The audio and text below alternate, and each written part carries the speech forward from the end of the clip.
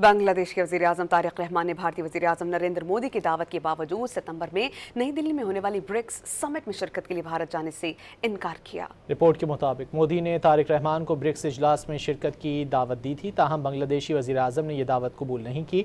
भारत में साबिक बांग्लादेशी वज़ीर-ए-आज़म शेख हसीना की मेज़बानी दोनों ममालिक के ताल्लुकात में बेहतरी की राह में रुकावट बन रही है।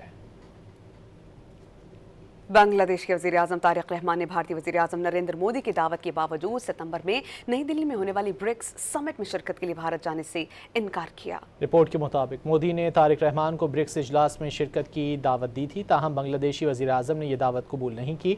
भारत में साबिक बांग्लादेशी वज़ीर-ए-आज़म शेख हसीना की मेज़बानी दोनों ममालिक के ताल्लुकात में बेहतरी की राह में रुकावट बन रही है। बांग्लादेश के वज़ीर-ए-आज़म तारिक रहमान ने भारतीय वज़ीर-ए-आज़म नरेंद्र मोदी की दावत के बावजूद सितंबर में नई दिल्ली में होने वाली ब्रिक्स समिट में शिरकत के लिए भारत जाने से इनकार किया। रिपोर्ट के मुताबिक मोदी ने तारिक रहमान को ब्रिक्स इजलास में शिरकत की दावत दी थी, ताहम बांग्लादेशी वज़ीर-ए-आज़म शेख हसीना की मेज़बानी दोनों ममालिक के ताल्लुकात में बेहतरी की राह में रुकावट बन रही है। बांग्लादेश के वज़ीर-ए-आज़म तारिक रहमान ने भारतीय वज़ीर-ए-आज़म नरेंद्र मोदी की दावत के बावजूद सितंबर में नई दिल्ली में होने वाली ब्रिक्स समिट में शिरकत के लिए भारत जाने से इनकार किया। रिपोर्ट के मुताबिक मोदी ने तारिक रहमान को ब्रिक्स इजलास में शिरकत की दावत दी थी, ताहम बांग्लादेशी वज़ीर-ए-आज़म ने यह दावत कबूल नहीं की। भारत में साबिक बांग्लादेशी वज़ीर-ए-आज़म शेख हसीना की मेज़बानी दोनों ममालिक के ताल्लुकात में बेहतरी की राह में रुकावट बन रही है।